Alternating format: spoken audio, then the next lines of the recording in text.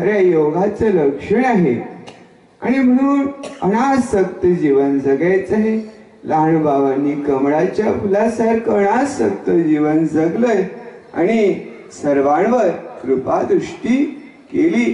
कशी केली की आपण खऱ्या अर्थानं त्या सद्गुरूला शरण गेलो पाहिजे आणि भाग्यशाली झालो पाहिजे. कारण भाग्यवान त्यासची म्हणावे ज्याने ईश्वराशी लहान बाबाशी समर्पण व्हावे, अनन्य गतीने राहावे लहान बाबाशी. म्हणून लहान बाबाच्या चरणाशी समर्पण राहणारे प्राणी लहान बाबाच्या जीवनातील एक तरी गुण आपल्या जीवनामध्ये धारण करतील तरच तो लहान भावांचा भक्त आहे असं म्हणता येईल. आणि म्हणून कारण काय केले माझ्या देवी मजशी मुळीच नाही ठावे, मूर्ती धरुणी बसावी ही वेळपणाची आहे. आणि म्हणून आजपासून उत्सवाची सुरुवात झाली गळे हो.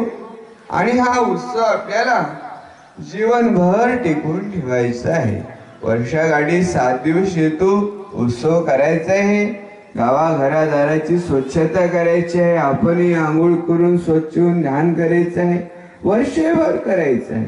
कारण वर्ष टिकेल त्याची करणे बरे, त्याची सजण म्हणती सादरे. आणि म्हणून एखादी चांगली गोष्ट फार कष्टाने टिकून ठेवावं लागतं गड्या हो. वाईट गोष्ट सहज प्राप्त होते आणि ती सहज जन्मभर टिकून राहते. पण वाईट गोष्टीनं आपण दुःखाला प्राप्त होतो, अडाणपणाला अज्ञानाला प्राप्त होतो. कारण अज्ञानामुळे विकार माजती, अज्ञानामुळे लावते कुसंगती, अज्ञानाने दुरावते प्राप्ती सत्य स्वरूप देवाची. आणि म्हणून सत्याचा जो साक्षात्कार करायचा आहे, सत्याचं दर्शन करायचं आहे, त्यासाठी अंतर्मुख व्हावं लागेल. शब्दानं जमणार नाही, नुसतं बहिर्मुख भक्ती करून चालणार नाही. गुरुवारी आचार्य अत्रे बाबा म्हणायचे, मी लहान बाबांचं जीवन खूप जवळून बघितलं प्रफुल्ल दादा. कसं बघितलं? अनेक साधू संत लहान बाबाच्या चरणी नतमस्तक व्हायचे. कारण त्यांचं अंतर्मन शुद्ध होतं, खूप ते अंतर्मुख राहायचे आणि त्यांना सर्व जगातलं सहज कळायचं.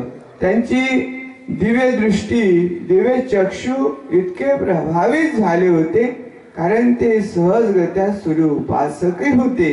आणि सद्गुरु आळकुजी बाबांच्या चरणी समर्पण होते. अनेक नागे लोकांच्या, नागे संत लोकांच्या सानिध्यात राहून ते विद्यावान झाले. ब्राह्मिक जीवन त्यांनी प्राप्त केलं आणि आपणही त्यांची वंशज आहोत. त्यांची वंशज परंपरा पुढे चालवायची आहे. ब्राह्मिक गुण मंडळींनो प्रत्येक माणसामध्ये आहे. ब्रह्म या शब्दामध्ये 4 गुणांचा संचय होतोय. तेव्हा ब्रह्म ही शब्द निर्मितीस येते.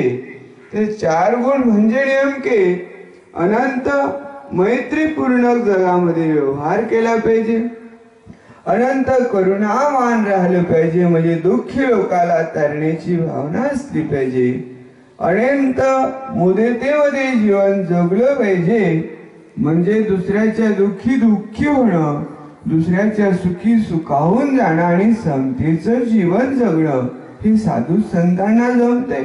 आपण संसारातले प्राणी सुख दुःखाचं जीवन जगतोय, पण संत हे 3ऱ्या आयामात जगतात, म्हणजे ते समतेमध्ये.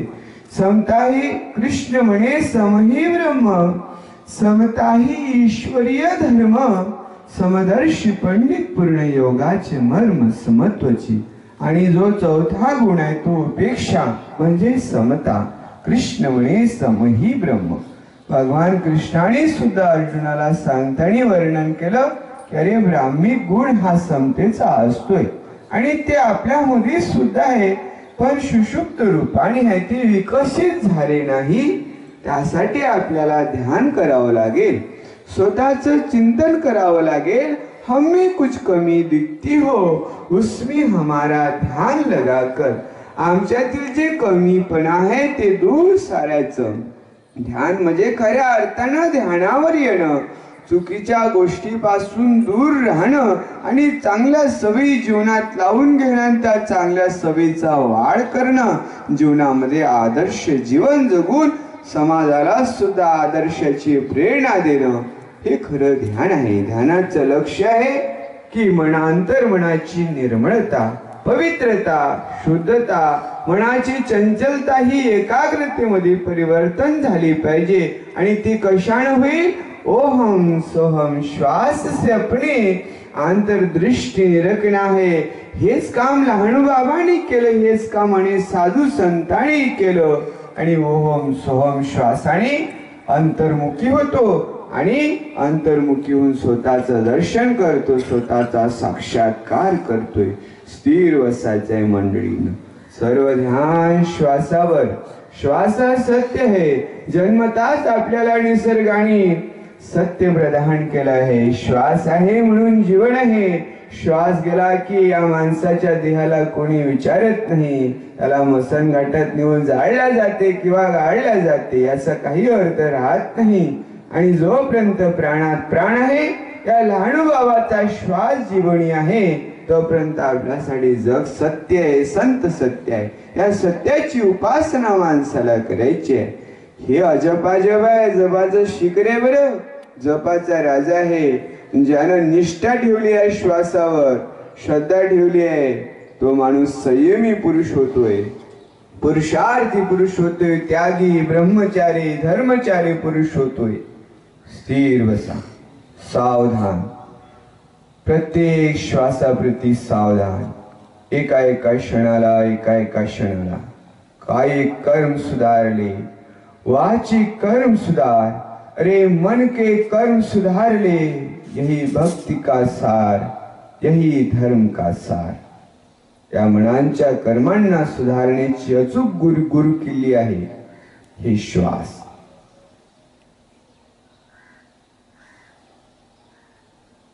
प्रत्येक श्वास येतोय, अप्रत्येक श्वास जातोय. यानेच माणूस सुख दुःखातून अनासक्तीचं जीवन जगतोय. सुख दुःख दोनों जीव धर्म है, इनसे निवृत्त होना है. सदा आत्मानंद की मस्ती पल पल में अनुभवना है. प्रत्येक श्वास जाणीवपूर्वक येतो आहे, जातो आहे सहजतेने.